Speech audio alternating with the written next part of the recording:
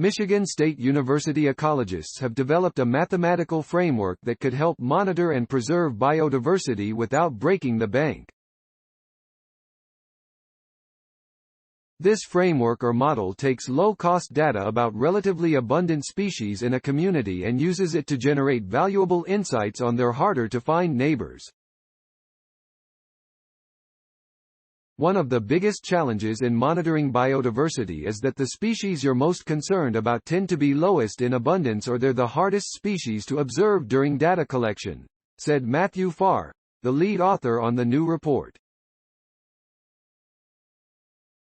This model can be really helpful for those rare and elusive species.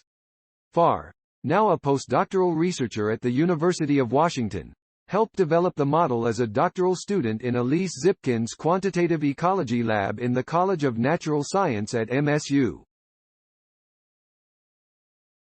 There are a lot of species in the world and many of them are data deficient, said Zipkin, an associate professor of integrative biology and director of MSU's Ecology, Evolution and Behavior Program, or EEB.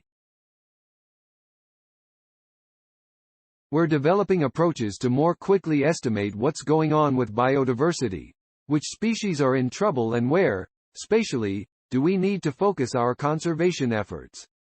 After validating the model with an assist from forest-dwelling antelope in Africa, the researchers say it could.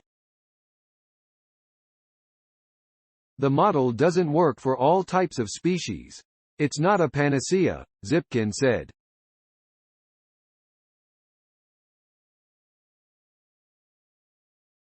But when it does work for a community, we can learn a lot more about member species without much data. The magic of the model for its newest model, Zipkin's team focused on what's called detection-non-detection data that tracks whether or not a given animal is detected in a given habitat. You go to a spot, wait and see what animals are there and only need to record which species are seen. Researchers gather this data visually in person or with low-cost, motion-detecting camera traps that snap photos when triggered by an animal. Researchers then analyze the photos to record detection-non-detection data over time. There are trade-offs, though.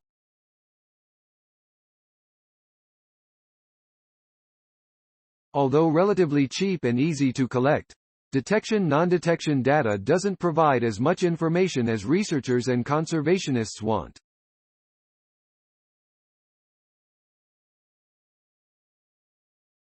Historically, that has required intensive observational approaches such as tagging and tracking animals. That lets us calculate all sorts of things about the animals and their communities, but that data is expensive and hard to get, Zipkin said. For certain species, it's impossible.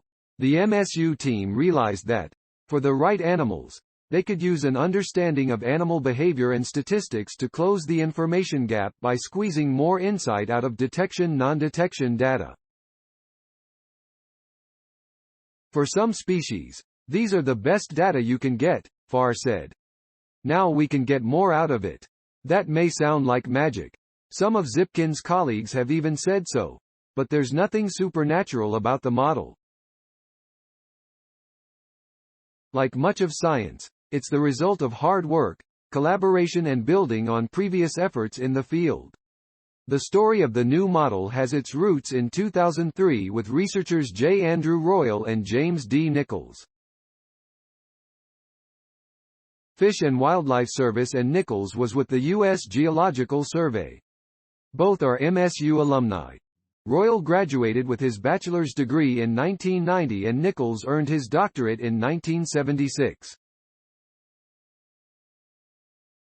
It's interesting, said Farr, whose current advisor, Sarah Converse, also graduated with a bachelor's degree from Michigan State before becoming an associate professor at the University of Washington.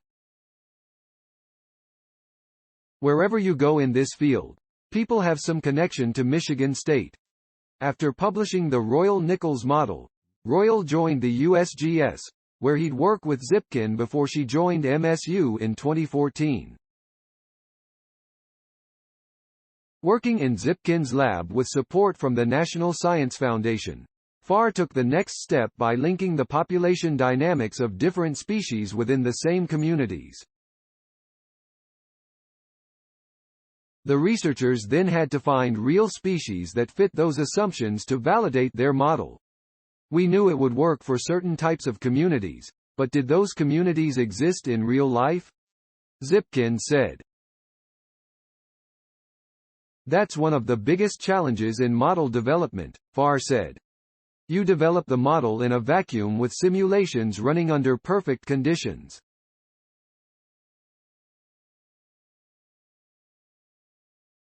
You need to show what it can do in a real-world situation. That's when Tim O'Brien reached out and said, "I have your animals," Zipkin said.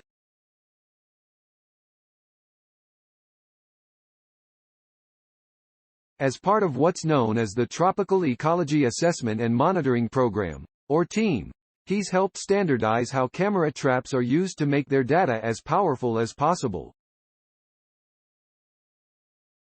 He was familiar with Zipkin's 2016 work and learned that she was expanding the model to include multiple species over multiple seasons. He suspected that forest-dwelling antelopes, notably those known as duiker, would provide the perfect test case. Not only did duiker behavior match the assumptions of the model, but O'Brien had been helping monitor the animals for years using camera traps. Duikers presented an interesting and important conservation case.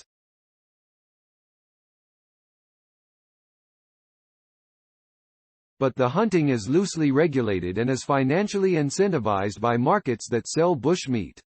The combination can be devastating for duiker populations. With MSU's model and TEAM's duiker data, the team assessed the population dynamics of a total of 12 antelope species, some more abundant than others, in 6 national parks in Africa, where duikers are protected. I would say the parks are fulfilling their function as far as duiker are concerned. Overall, the duiker populations were mostly stable, but the researchers did detect population declines in about 20% of the combinations of species and parks that they examined. We found that's what causing the changes was more the differences between the parks than between the species, Zipkin said. We haven't pinpointed the exact causes yet, but our results could help us do that. Matt and Elise have taken this model to a whole new plane, O'Brien said. I've really enjoyed the collaboration. Charles Yakulik, a research statistician with the USGS, was also a contributor to the project, which was supported by NSF, WCS, Conservation International, the Smithsonian Institution and the Gordon and Betty Moore Foundation. This project is a great example of a university, government and NGOs working together, Zipkin said. Matthew T. Farr, Timothy O'Brien, Charles B. Yakulik, Elise F. Zipkin. Getting data to do more for biodiversity.